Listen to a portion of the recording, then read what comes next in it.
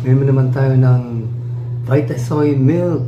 Ito ay masustansya, maraming protina, maraming calcium, at saka kumain tayo ng pandesal with malunggay kasi fortified ito, maraming vitamina kasi gawa ito sa harina na may halong malunggay dried leaves, kaya maganda ito sa ating kalusugan.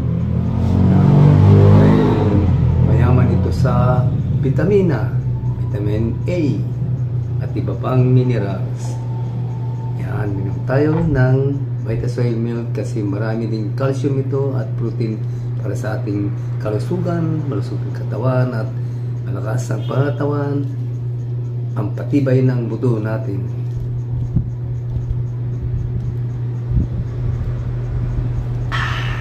Sarap. Thanks for viewing.